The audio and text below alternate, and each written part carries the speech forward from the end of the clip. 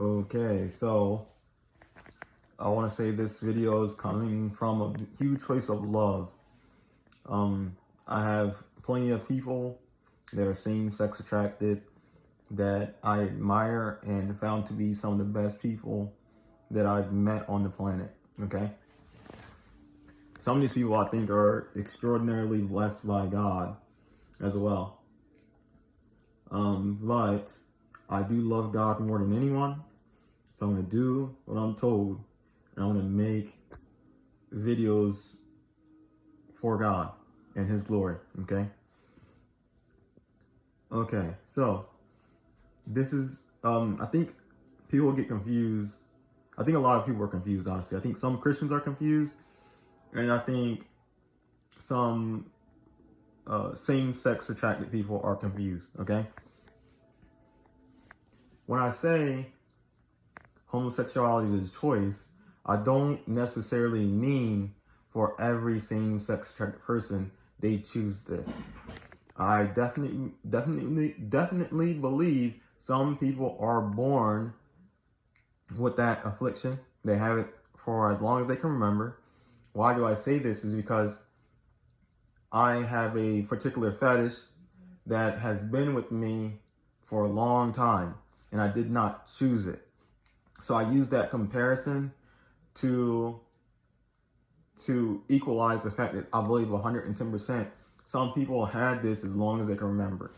Right? Now I do believe that some people adopt it later in life for various reasons, right? I think some people can choose it. I think a heterosexual man can sleep with anyone, to be honest, or even anything, if they really chose to. You can really do whatever you want, and you can change your, maybe not your wiring, but you can change your thinking to really do what you want to do. We have an immense amount of free will, and anybody can have sexual relations with anybody or anything. Okay, so so hopefully y'all understand that I'm not saying people weren't like this from the beginning. I do believe there are some people that have this same-sex attraction since the beginning, and then some that adopted it, right? They picked it up later. Maybe it's like an experience they had that they didn't want, or they just were someone who was heterosexual who chose to dive into whatever, or maybe they're bi or whatever, right? Okay. Now, the reason why I say that this is a choice is because you don't have to live this way. Now, I know a lot of people are going to be hurt by this, by me saying this, because their whole identity is wrapped up in romance or sex. So they're thinking, to them, this is normal. This is life. But you got to remember, if you believe in God, your life, God tells you what you were created for, what He has planned for you, which is good, right? God, everything God has planned for you is good. God has designed you for a particular reason. So the life you're going to have is good. Now the problem you're having is you doubt God and you trust yourself. There's nothing wrong with that, because we have free will. I'm going to love you regardless. And some of my same-sex attracted friends can tell you I love them regardless, because my salvation is secure. I'm going to tell them the truth when I need to, but I'm not going to force them to live a life they don't want to, right? It's a choice, because in the day, just like heterosexuals, we have to sacrifice something. If you're living a life for God, everyone has to sacrifice something. And not only do some people have to sacrifice something, some people have to suffer in this life to get to where they need to get to. Life is not easy for anybody. Just because you see heterosexual people, even people that claim to be Christian, being lustful, doing whatever they want, doesn't mean you should, in any way, shape, or form, that you want to. The best solution for everybody is to obey God and do what they're told. And this is why I say it's a choice. You don't have to be with someone of the same sex. It's not a battle between heterosexual and homosexual. It's a decision between, are you going to obey God or not? And this is why it's a choice. Just because you have afflictions doesn't mean you have to act on them.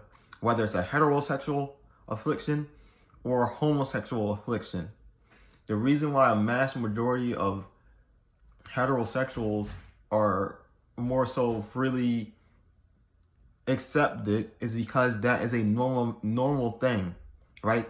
And what I mean by normal is obviously you can tell that it's a product of our biology that it's supposed to be.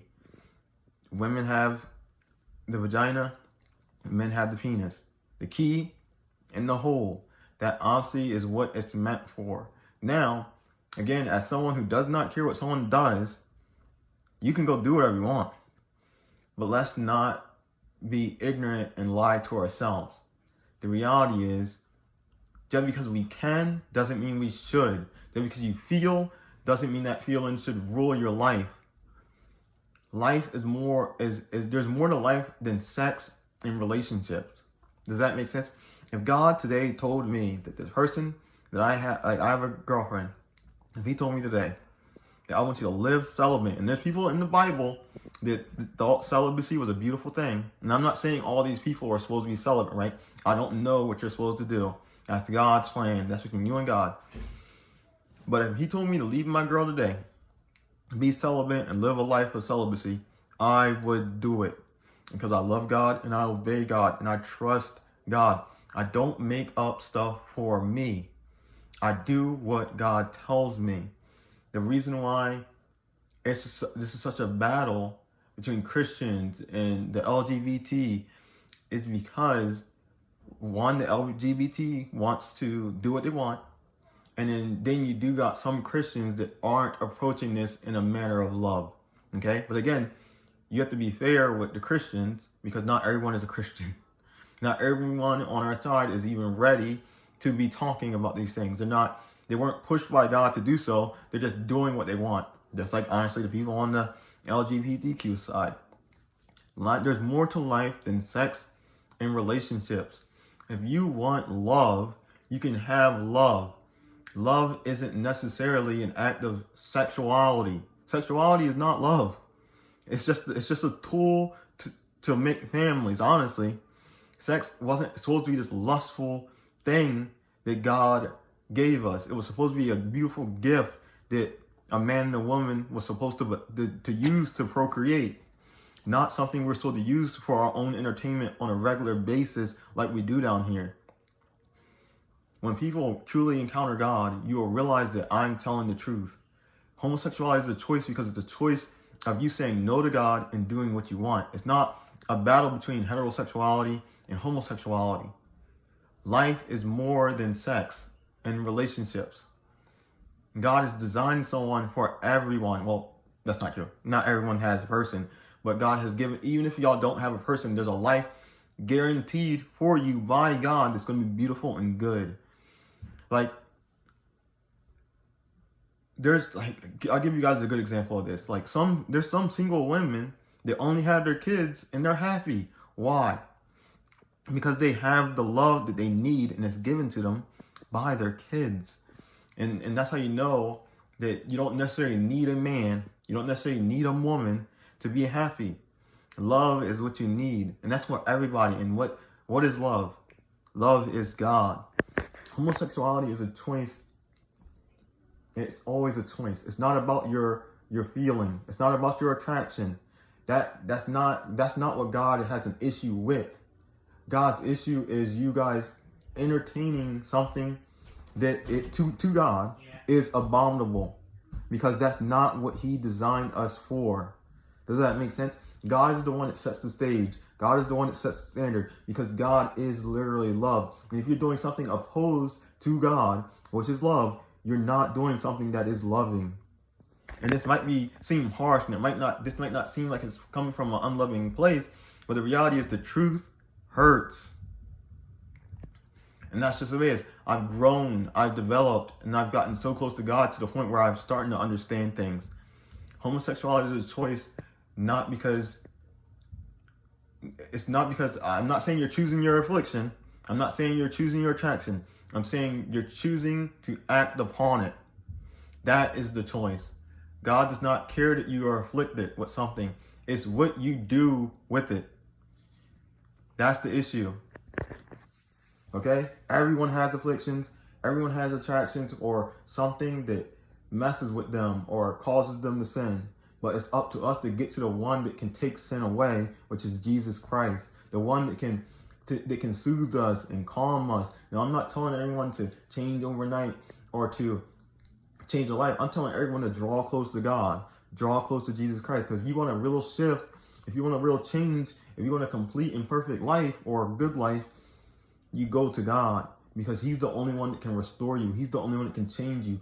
That's not something I can do, and that's not something you can do. You have to go to God. You have to go to the one that created you, the one that is above all, our God. And I promise you, this is all true. This is all real. Hopefully this video makes sense. Thank you guys for watching. And you guys, God bless. Peace.